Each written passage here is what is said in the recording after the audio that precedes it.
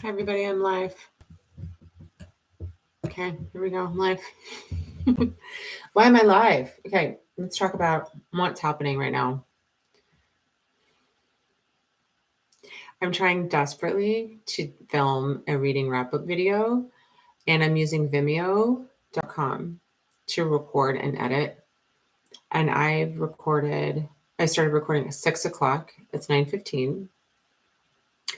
I recorded video, like 40-minute video, 30-minute video, and every time I recorded it, the audio has gotten messed up. I didn't do anything except use this microphone. It's worked every time before. So I'm going live because I'm going to talk about books, okay? I'm going to talk about some books that I read in May, and I want to do this. I do want to do this live stream, and I want to post it on my channel later. Okay, so this is going to be a new experience. Maybe you guys will like it. I don't know. Okay, so let's talk about what I read in April. You guys, I'm going to call April reading the experience. I'm going to call it a dumpster fire. And why is it a dumpster fire? Because the books were boring. They're boring. Like, there's a bunch of new releases, so they were kind of like things that authors have been working on. And I don't know if authors are afraid to just kind of go there, but like potential for some interesting stories that was just not fulfilled. Okay. So let's talk about it. Okay, so I finished The Lovely Return by Carian. It's not a live stream, so I can't do anything about that, but it's a beautiful book. Written and released November 29th, 2023, 524 pages. You know how I know that? Because I've said it a million times. So 524 pages. This is a slow burn, age gap forbidden reincarnation love story. We follow Alex and Penny. And Alex is an artist who lives in New Hampshire and who has experienced the tragic loss of his wife to a car accident.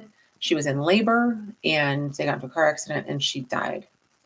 And he went into a deep depression and has just been drinking every day for ever since. And fast forward 6 years and we meet Penny, and she is a young girl who is, her parents say that she's troubled.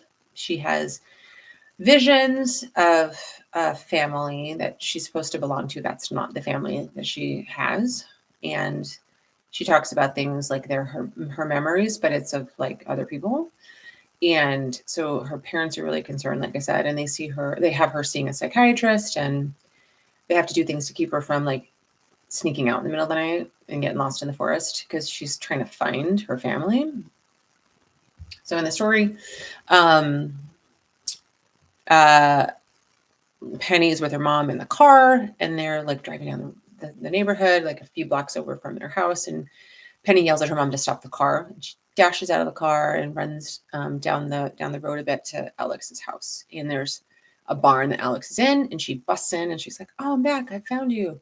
And he's super confused because the 6-year-old is talking like kind of craziness.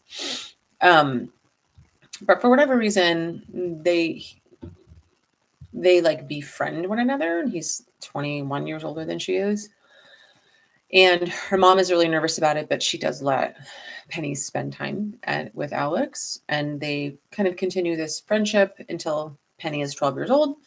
And then Alex's friends are like, "Dude, she's like making moon eyes at you. It's weird. She's 12. You got to shut it down." So he tells Penny, "Hey, we can't see each other anymore." So other stuff happens, and they kind of get reunited a few years later. She's still underage, but when they're reunited, she does turn 18. At this point, he's nearly 40. So, it's the forbidden element of it all. Now, the thing about this story is that it is slow burn, but it is handled with care. So she's 6 when they meet. That's weird, but it wasn't when you read it. And then they're friends up until she's 12. And that's weird if you hear it, but it wasn't when you read it. So I really liked this book. 4.5 stars. It did take me almost 4 months to read it, but I just put it down for other things. And then something about Carian Cole's writing, I have a hard time just like really diving into it. But when I like focus on her books, they're great. So I'm going to look down at my notes. Okay. This is the way that I'm going to release my reading wrap up for frickin' April, in spite of stupid Vimeo. Okay. All right. So then the next book that I finished in in April was Lips Like Sugar by Jess K. Hardy. This is book 2 in the Bluebird Basin series. This book released March 28th and was 264 pages. That's right. I remember how long it is. I've said it so many times. So this book follows Cole and Mira. And this is a like Gen X, middle-aged, long distance romance. Give it some sort of trope. I don't think it really has a trope other than like he's the former band member of Matthew from book 1, which is called Come As You Are, which I really recommend. Mira is a town baker, and they meet because Cole is picking up something from her bakery, and she's kind of interacting with her ex-boyfriend, who's now married to somebody else.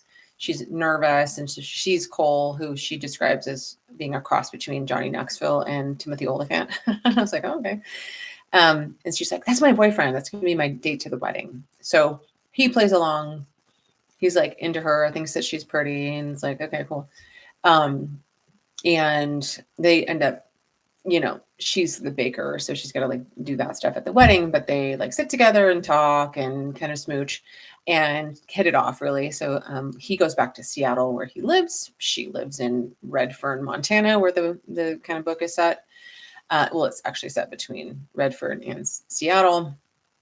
And anyway, she deals with the concern about their long distance. How's it going to work? She's a single mother. She's like 48, so she's got whatever concern, hang up about being that old. But he's super into her, and he's also bisexual, which doesn't play a part in their relationship. It's just like his character, right? He's had male partners in the past. So anyway, I like this story. I really did like it. The thing to note is it is it's not through. It's third person, but the way that this author writes third person is great.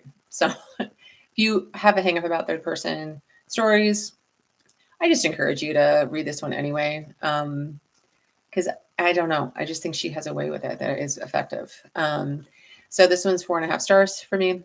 I really like that one. So, all right. Then I finished Cold-Hearted Casanova by L.J. Shen. This is book 3 and the final book in the Cruel Castaways series. This book released, I think this was April 9th. Yeah, April 9th. And is 422 pages. I can't believe I know that. Follows Riggs and Duffy. And this is a marriage of convenience billionaire.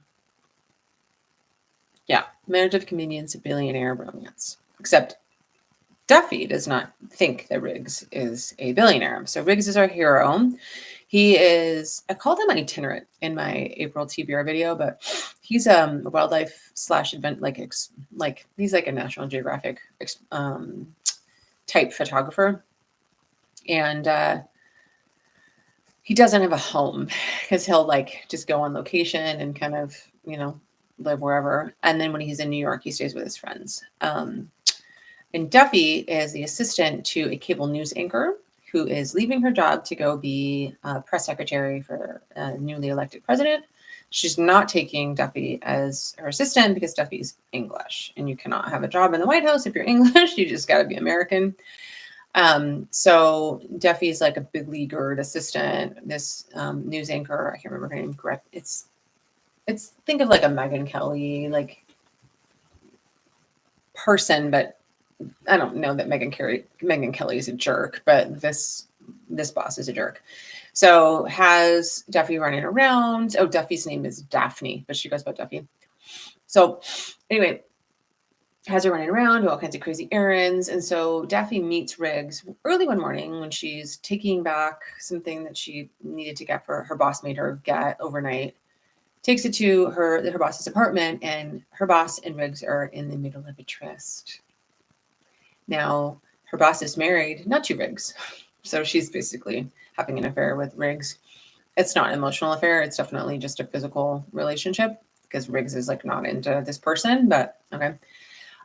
So Duffy now has blackmail on her soon to be former boss. Now, Duffy, since she's not going to the White House with the boss, is losing her work permit. So, and at the same time, her boyfriend, her American, like rich American boyfriend, has dumped her. So she's facing deportation. So somehow she convinces Riggs to marry her. So what you have really is like forced proximity as well. So forced proximity, secret billionaire, marriage of convenience. Is this right? Hold on. Let me do that. Okay. Anyway, so that's the story. Now, the thing about Duffy is she describes herself as a gold digger, but she's actually a good person. And she just, like I said, she doesn't think that Riggs is rich. So she's really just kind of using him for his citizenship status. She likes nice things. She's kind of like preoccupied with having money. And that's because she came from a very poor working class upbringing. It remembers like getting teased at school for having like holy shoes, lights getting like the electricity getting turned off. And I didn't know that they did that in the UK. All right. Anyway, so that's the kind of backstory, like that trauma, right? It's a trauma response, right? And then Riggs's story is that he is the son of a billionaire. He's the son of his grandfather is a billionaire. His mother's dead. His grandfather died when he was like 12. So he's basically orphaned at that point, and then goes and basically be raised in boarding schools and is like kind of at the mercy of his friends, like the kindness of his friends' families to like spend summers not at the boarding school, right? Because he wouldn't have anywhere to go. He like literally has no family. So his friends from the boarding school are his like good friends in New York. So because he doesn't have a house in New York, he ends up needing to live with Duffy. So their relationship kind of goes from there. So I give this one 4 stars. It is not the story I thought was actually good. I thought it was like pretty well fleshed out. The arc of the story I thought was interesting, and I enjoyed it. It's that something about LJ Shen's heroes. Maybe I'll give this one. I'm gonna give this one 4.5, not 5, 4.5 out of 5 stars. The thing about the heroes is that they're a little too high on the a-hole spectrum. Like they don't, like they could be swoonier. They could be like maybe Vicious was like kind of swoony at the end, but he was a real jerk to Amelia. Like I'm talking about like that book Vicious and her Sinners of Saints series. And then Dean was pretty swoony, but he had his own issues. So anyway, Riggs wasn't super swoony. He was just kind of like, wow, you're emotionally damaged and kind of blind to some certain things. So that was a little dumb. But if he'd been a little bit swoonier, I think this would have been a 5-star review. So that's Cold Hearted Casanova. Okay, what's the next one? Okay, then I read Fangirl Down by Tessa Bailey. This is book 1 in the Big Shot series, and this released February, I think 13th, 2023. It's 380 pages. Again, I remember that because I said it so many times because I was trying to film this video a million freaking times and Vimeo sucks and I want my money back. Okay. So anyway, this follows Wells Whitaker. He was a professional golfer who was in a slump, like a 2-year slump. And Josephine Doyle, who is his biggest fan. Now we meet Wells and Josephine kind of, I think they meet him at the same time. Anyway, he notices Josephine on the green, like at one of his games. It's a golf romance. I don't know anything about golf. All I know is I don't watch it when it's on. I know I turn the channel when golf comes on. So Wells notices Josephine because she's got a sign kind of showing her fandom, like #1 fan, whatever. Go Wells. And he is like performing really terribly, and I don't remember that interaction, but that's kind of how they meet. And then she wins a drawing, like a contest for like lunch with Wells, fan lunch with Wells, and he blows her off. So then his agent makes him go like find her and clean it up.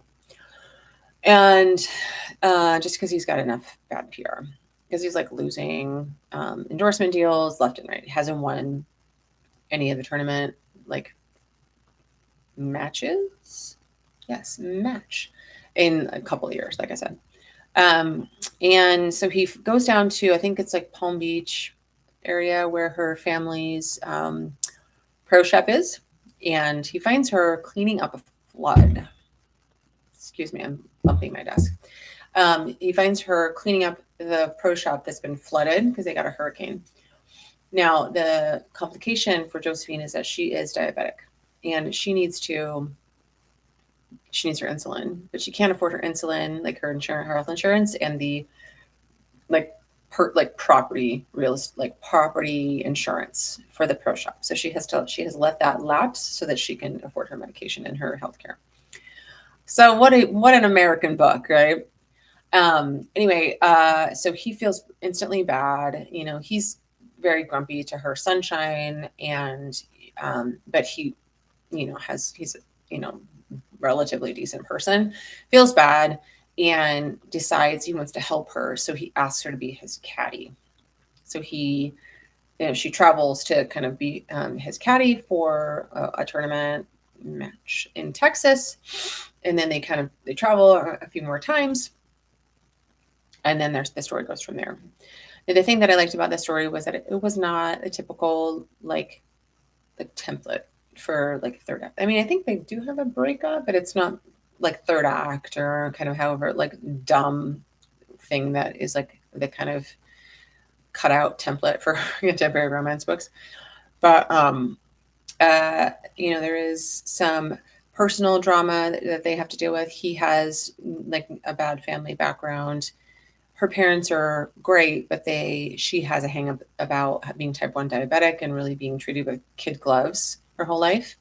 And so that's kind of like their respective struggles. And then, he technically, as she is his caddy, he technically is her boss. So they have to kind of manage their relationship that way as well. So I did really like this book. I did listen to it on an audiobook, and the narration was terrible. So if you're going to read this book, read it. Don't listen to it. Just read it. That's why I gave you the page count, because I'm going to steer you into either the print or the ebook, whatever, but just don't listen to it, okay? Okay, then I read Until It Was Love by Pippa Grant, and that released, I think this was April 11th. Let me check that, okay? Hold on. Be patient. Until It Was Love, released April 11th, 366 pages. And this is called A Complicated Situationship Romance. So this is a rugby book.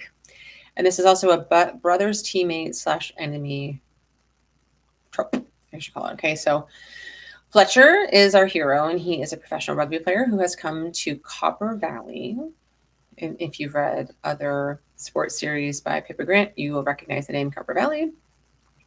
And then he's come from England, like in the kind of middle for the end of the season. He was kind of released from his team unexpectedly. And he's now going to help start up a rugby team, in a professional rugby team in Copper Valley. Now, Goldie is our heroine, and Goldie's brother is on the team with Fletcher. Now, Fletcher really doesn't like Goldie's brother. So to spite her brother, he like kind of pursues what looks like a relationship. Like he's like seeks her out and spends time with her to make her brother think that they're dating. And she doesn't care what her brother thinks. So she was like, oh, I like spending time with this person. And so she just does, right? So it's one of those. And so then they have banter, they spend time together. They are like, let's be in this situationship because, oh yeah, Goldie's leaving in like 2 months or something crazy, because she is a former soccer player who broke her hip her senior year in college, and so she couldn't pursue professional soccer. So she's now a life coach. And that's what she does. She's a life coach. She's very successful. She's got a really great like social media following too, book, all of that jazz. And so she's secured a residency in London. to be like a personal coach in residence for a professional athletic association in London. So she's like, okay, well, I'm leaving. So this can't be anything serious. And she's going to be, and then she's going to be gone for 3 months. And then she's going to, when she comes back, she's not going to settle back in Copper Valley, but she's going to like travel around and like write and, just kind of visit different parts of the US. That's her plan. And then she meets Fletcher. So we'll see. So anyway, that's what's happening. Now, I wonder if anybody knows I'm live. Okay. So the thing that I liked about this book was that, so it's Pippa Grant, so it's funny, but it's not madcap slapstick funny like a lot of her other books are. So, there's kind of quirky Goldie's got quirky friends that are like, she's 3 like really good friends and they're all elderly, like retired and older, like 65 and older, right? And Fletcher has not a lot of friends because he's a grumpy, and it's kind of a grumpy sunshine book too. And but he's got some funny teammates that do funny stuff. And then the brother is kind of ridiculous in his own way. But other than that, there's no like real crazy internal monologue or like kind of silly animal related comedic bits, So I did like that about this story. Now, don't get me wrong. I will read a Pippa Grant book if I need just a kind of a break from something heavy. But sometimes the internal monologue is a little much. So if you're watching, girl. So this one was a good balance. Until It Was Love was a good balance of funny, good banter, but nothing out of the ordinary, right? So I liked it. That was 4.5 stars. Until It Was Love by Pippa Grant. All right. And then I read Learn Your Lesson by Kandi Steiner. This is book 3 in the Kings of the Ice series. And this follows Will Perry. Yeah. Okay, now why did I give that fanfare to Will Perry? So Will Perry is the goalie of the Tampa Bay Ospreys. We've met him. He's been featured in as like a small role in each of the books so far. So this is his story. Now he is the single father, widower. His daughter's name is Ava, and she's 6. Now, our heroine in the story is Grace, and she is Ava's kindergarten teacher. So poor Daddy Will, he is in need of a nanny. He has like bad luck with nannies. So one day he's at practice, and he notices Ava is in the rink, and it's not her nanny that has brought her. Rather, it's her kindergarten teacher, who he's met before, just having to go to the school for stuff. And so he goes off the ice and goes over to Ava, and Grace tells Will, hey, the nanny didn't come. So I brought her, and he's super frustrated. He needs a nanny. And then for whatever reason, I don't remember what precipitated it, but he decides to ask Grace to be Ava's nanny. So he is like, all right, I'm going to pay you $5,000 a week. I would do it. Pay your rent, but you got to live in my pooled house because I need you here because of my travel schedule, because I'm a professional hockey player. So you obviously can keep your job because she's in your class, but I need you all these other times because I travel. Okay. And I have games and stuff too. So then their relationship unfolds from there. Now, the complications about each of the characters are that Will is torn up by losing his wife. The wife died pretty quickly, like I think even like a few weeks or a couple of months after Ava was born. She had complications with her birth control, and she got like a clot or something, some reaction to it, and died, which happens, but Jesus, that's terrible, right? So he's torn up, and it's really grumpy because of it. And then Grace was raised by a single mom who was dumped by Grace's dad and is kind of a man-hater. As is her grandmother, who was dumped by her grandfather and is kind of a man-hater. So they're in the like men are trash camp. And so Grace doesn't want to kind of upset that. So she kind of just goes along with it, even though she really does want love for herself. So she's got like that kind of like, oh no, what do I do? So that's the complication. So you guys, that's the complication. No, nothing else is a complication. That he's torn up about his wife, and he has like not a good like dad or something, like his mom and dad relationship. I don't remember, but it's like not that memorable, obviously, but like not good. And then like estranged from his dad, right? Wife's dead. He's torn up about it, and that's his issue. Her issue is that she doesn't want to upset her mother and grandmother. Oh, are you bored? Yeah, I was bored. I was bored. You guys, this series is not good. This series is not good. I don't like it. It's disappointing. Red Zone Rivals is a much better series. This is boring. Kandi Steiner. Okay. However, you can still write. So, girl, I'm still giving this 3 stars, even though I was bored, because the banter was good. There's good kind of side characters, even though it's fine. It's got to get interesting. And the thing is that I actually don't trust this author to treat the next series, like the next books in the series, well. I think they're going to be boring too. It's like, how do you make this shit boring? Like, this could have been so good. So let's move on, shall we? Okay, then I read and finished Wild Love by Elsie Silver. This is book 1 in the Rose Hill series. When did this release? Let's look. I'm doing it live. We're going to fix it in post, and I'm doing it live. This released April 9th of this year, and it was 466 pages long. That's so long for this book. So this is a single dad, billionaire, workplace, nanny, brother's best friend. I said all of that together. It's not really a nanny, though. Nanny story. It's not really a nanny story. So, okay, so this follows Rose and Ford. Now, Ford, I don't know if we've met Ford already, but Ford is Willa from book 2 of Chestnut Spring series. Willa and Ford are brother and sister. And Willa makes a cameo in this story. So Ford is, like I said, friends with Rose's brother. And so Rose spent time with Ford when they were all teenagers. She's a few years younger than them, but she was like tag along. And so they would like read each other. And so she kind of remembers him like that, them just kind of always like bickering and teasing one another. But Ford he's like 30, or she's like 26. He's like 30, she's like 27, 26. And he's made his billions ish in having created a music sharing app. And now then he sold that. And then he has a music venue in like Calgary or wherever, some city in Canada that makes him money. So he's come back to Rose Hill to open a recording studio. So that's what he's there to do. And his best friend lives there, the brother. I don't remember the brother's name. I don't care to look it up either. So I think his story is next. So just read that one next.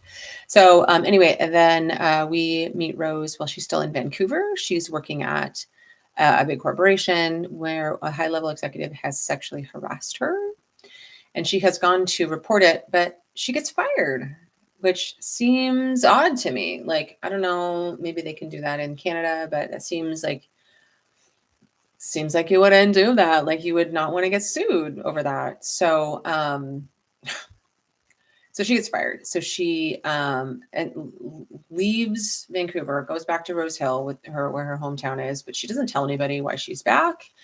She leaves a boyfriend in Vancouver, one that she is come to realize she doesn't have that strong of feelings for. So she's like, we've been together 2 years and I don't really miss him or care to see him.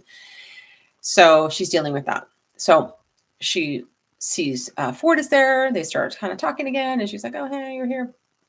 And anyway, they kind of bicker and banter. It's like, it's interesting. She's kind of funny. And I kind of thought she was funny. She read funny. I liked her character. And I liked him too. He's supposed to be, he's described as like having been an awkward teenager that's like grown into himself, but he's still a little tiny bit awkward, and it's kind of endearing. And his drama is that there's a 12-year-old girl that shows up at his door and it's like, oh, hey, you're my dad. You were my mom and dad's sperm donor. And oh yeah, my dad has passed away and my mom is spiraled into a deep depression and it's actually probably she needs treatment. So they decide, like, he goes with her to her house where her mother is, he talks with the mother. They have a serious conversation.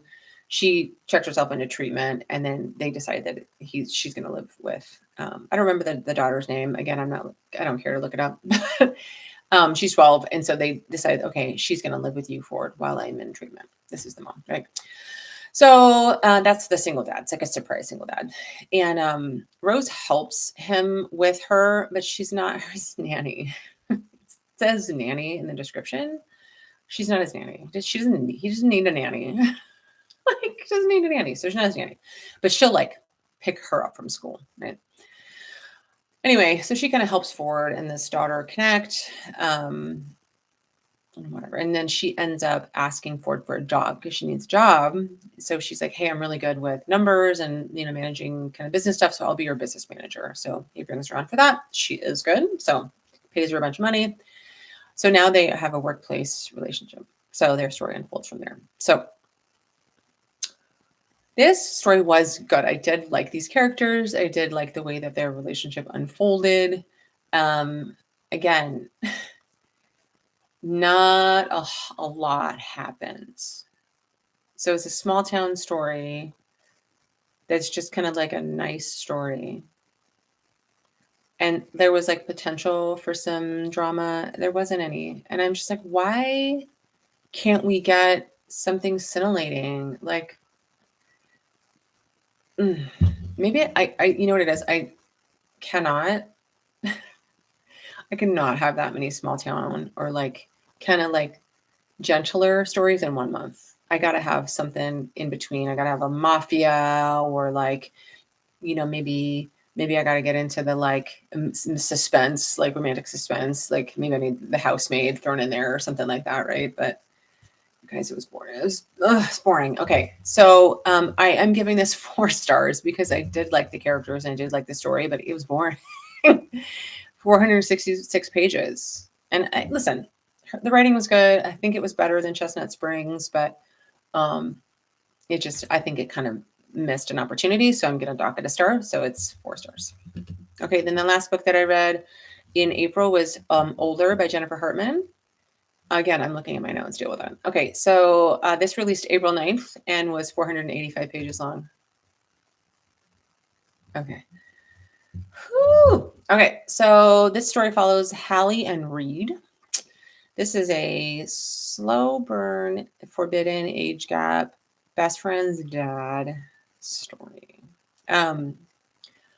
There's also childhood domestic abuse in this story as well. So check trigger warnings. I don't know that you really need to check trigger warnings for anything except that one in these books I read this month. So, okay. So we meet Hallie actually when she's 12. It's like the prologue. And she gets beaten by her dad. It's the freaking prologue. And the summary kind of alludes to him. So yeah. So her dad is physically, mentally, and emotionally abusive. Her mom is an alcoholic, doesn't really pay attention to her. So that's her life. So then fast forward a few years, it's like an untold number of years, and Hallie is outside of a house party. The house is on the lake. They live in Illinois somewhere. And she's like sitting on the lakeshore, like in the lake. And Reed comes out of the house. He's looking for his daughter, but he stops to talk to Hallie. And they start talking about music and just kind of other things. And they kind of hit it off. And they go back inside the party, looking at CDs, start making out, start kind of fooling around a little bit. And he asks her to go home with him. She says yes. But before they leave, somebody at the party is like, Hallie, you need to go home. Your daddy's going to be worried or upset. You're only 17. Oh, by the way, Hallie told Reed that she's 21. So he feels betrayed. She's embarrassed and disappointed. So this is like in the summertime of 1995. It's set in 1995 for some reason. Like there's literally no reason for it to be set then other than the music. So, okay. Just know that going into it. So fast forward, I think maybe like a few months, Hallie has befriended a girl at her school named Tara, who's a year younger than her. She spends much time at Tara's house. Her mom, Whitney, lives in the house with Tara. Whitney's like in her mid 30s. Oh, did I say that Reed was in his mid 30s? Reed is in his mid 30s and Hallie is 17. So Whitney and Tara live in this house. Hallie's over there a bunch, spends the night there. It's safer for her there. I think Whitney knows that something's up with the dad. Whitney is a social worker. And then Hallie's dad does something where he manhandles her enough that he breaks her arm and like crashes her into like a glass coffee table, and like she's got a bunch of cuts in her arm. So she runs to Tara and Whitney's house.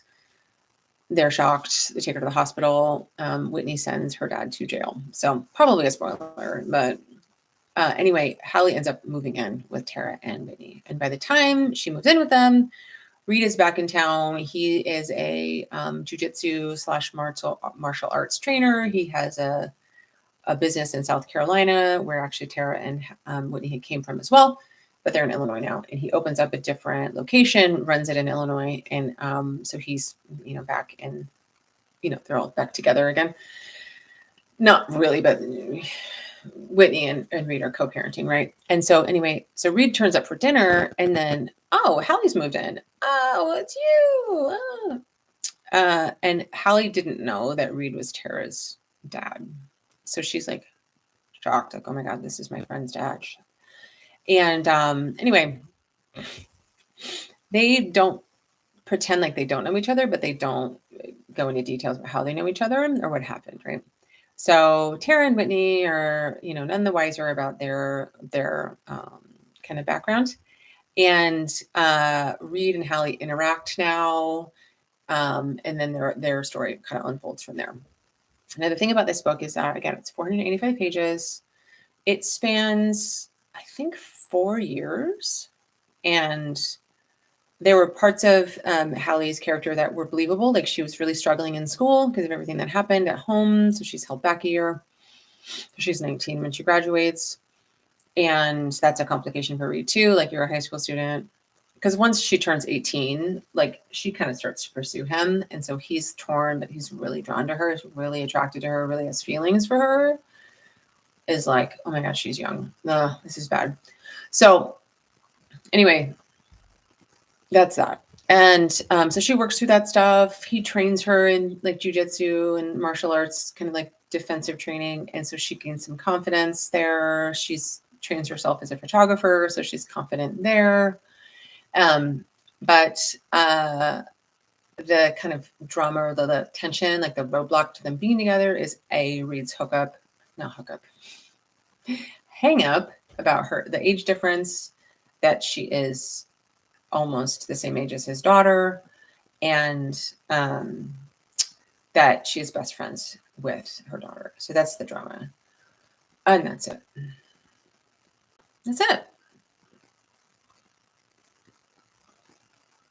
That's it.